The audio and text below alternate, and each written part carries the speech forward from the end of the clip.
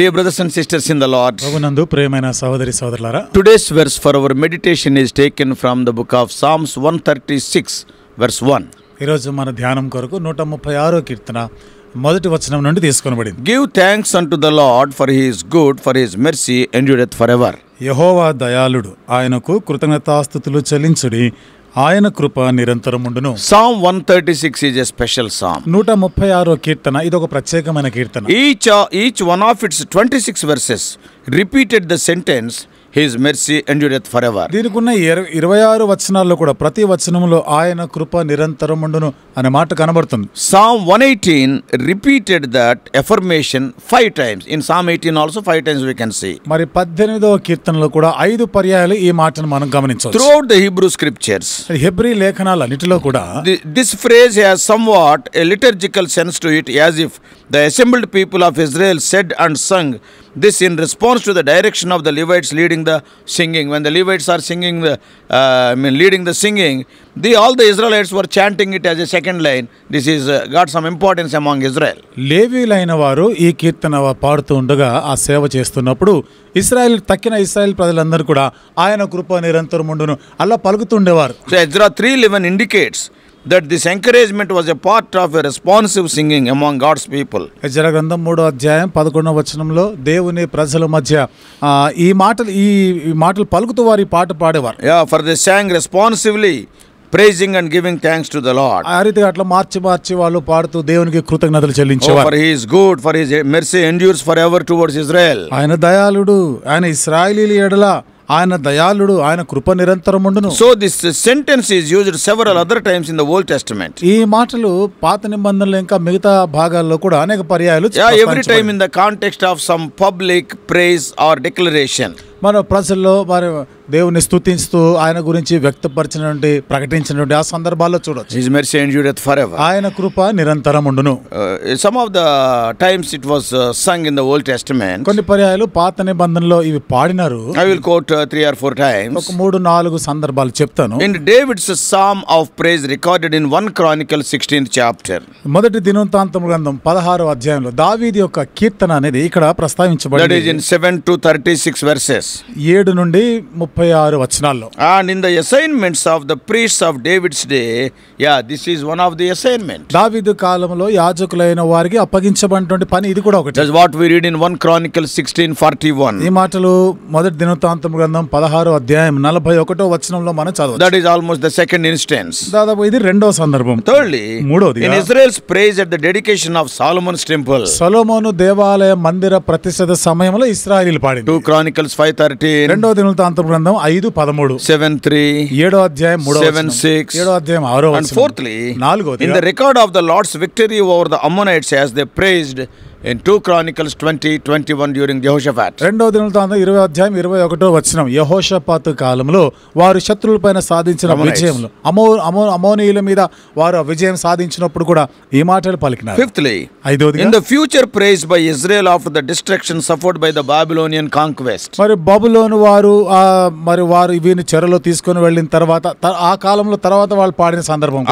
Jeremiah 33. ఇర్మియా గ్రంథం 33వ అధ్యాయం verses 10 and 11. 10-11 వచనాలు. Sixthly, ఆరోది, in the dedication of Ezra's temple. Ezra మందిరం యొక్క ప్రతిష్ఠత సమయంలో. Ezra 3:11 just now we have seen. Ezra 3:11 ఇంతకు ముందే చెప్పుకున్నాం. So we picture a great multitude of people of God gathered in the temple courts. ఇక్కడ దేవుని యొక్క ప్రజలైన వారు ఆ మందిరంలో దేవాలయంలో వారు గుమికూడి ఉన్నారు. A priest or Levite would call out a reason to give thanks. యాజకుడైనా లేవీయుడైనా గాని ఎందుకని మనం కృతజ్ఞత చెల్లించాలో కారణాలు వాళ్ళు చెప్తుంటారు. One reason he will tell. ఒక కారణం చెప్తాడు. Immediately all the people will respond, for his mercy endureth forever. వెంటనే మిగతా ప్రజలందరూ కూడా దానికి స్పందిస్తూ ఆయన కృప నిరంతరం ఉండును In అని పలుకుతారు. Jewish tradition, యూదుల యొక్క ఆచారంలో Psalm 136 has been called the great Hallel, that is the great psalm of praise. 136వ కీర్తన ఇదొక గొప్ప స్తుతి కీర్తన, హల్లెలూయా కీర్తన లాంటిది. Though the word hallelujah is not used, హల్లెలూయా అనే పదం ఇక్కడ but it ఉపయోగించకపోయినా is called the great Hallel for the way it rehearses God's goodness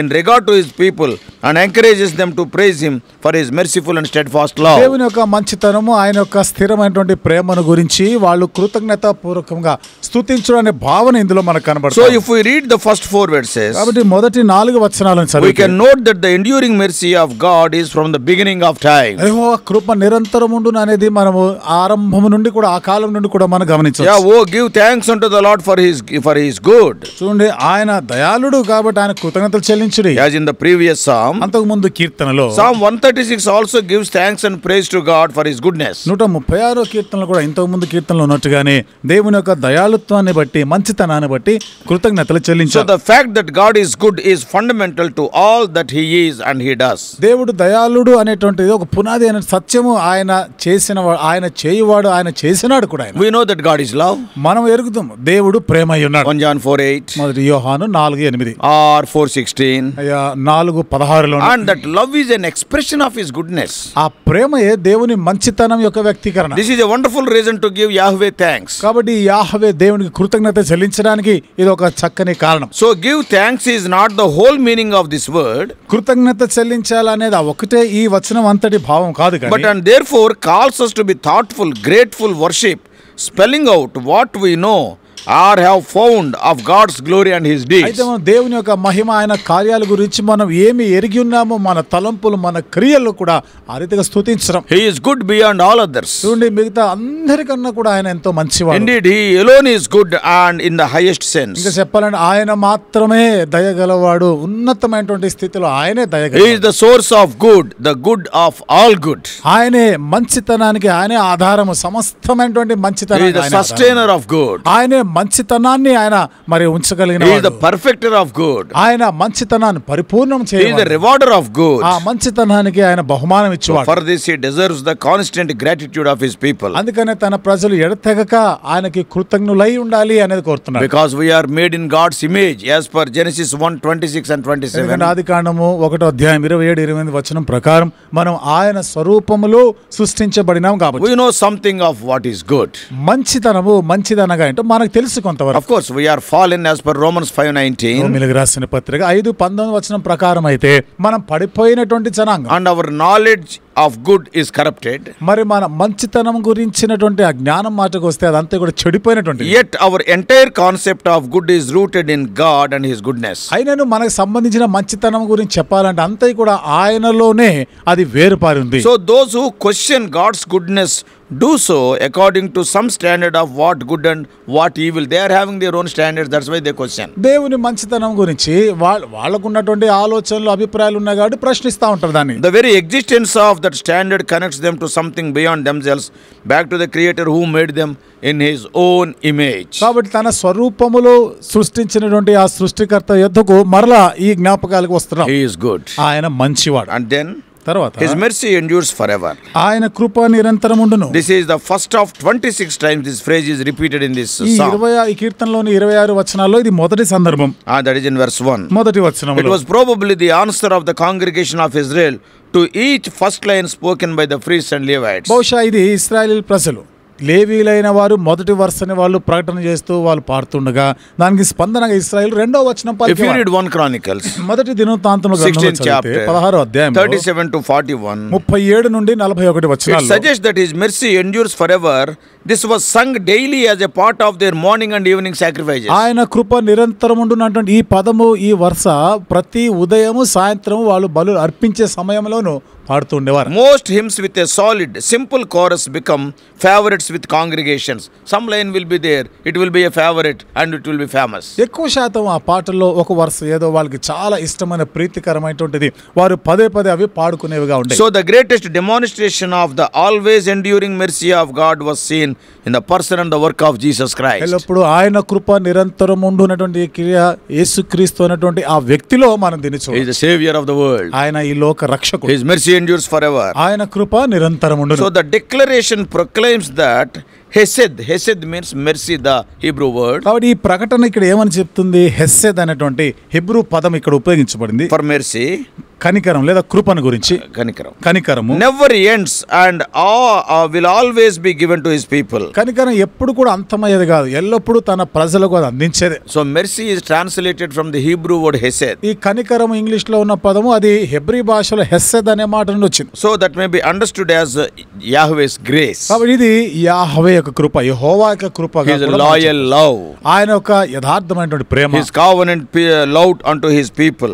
తన ప్రజలలో నిబంధన సంబంధమైన ప్రేమ. So some scholars have overemphasized the covenant aspect, taking too much feeling from the word. కొంతమంది పండితులు ఈ నిబంధనను గురించి ఈ లోకంలో ఇది చాలా అత్యధికమైనదిగా వాళ్ళు చెప్తున్నారు. So Hesed combines loyalty to the covenant with true love and mercy. హెస్సెద్ అనేది నిజమైనటువంటి ఆ యొక్క నిబంధనకి నిజమైనటువంటి ఆ కృప కలిపి It is a mixture of that. ఈ రెండు కలయికగా చెప్తాం. So for centuries it was translated with words like mercy, kindness and love. శతాబ్దాలుగా ఈ కృప, కనికరము, దయ, ప్రేమ ఈ మాటలు అనువదించబడినాయి. In 1927, 1927లో a scholar named Nelson Glueck, Nelson Glueck అనే ఒక పండితుడు, and he said the real meaning of Hesed is హెస్సెద్ యొక్క ఒక యథార్థమైనటువంటి వాస్తవమైన అర్థం చెప్పినాడు. ఏమిటంటే covenant loyalty. ఇక్కడ ఆ నిబంధన నమ్మకత్వమైనటువంటి నిబంధన. So whatever it may be, సరే ఏదేమైనా his mercy endures forever. ఆయన కృప, ఆయన కనికరము నిత్యముండును. Give thanks to God,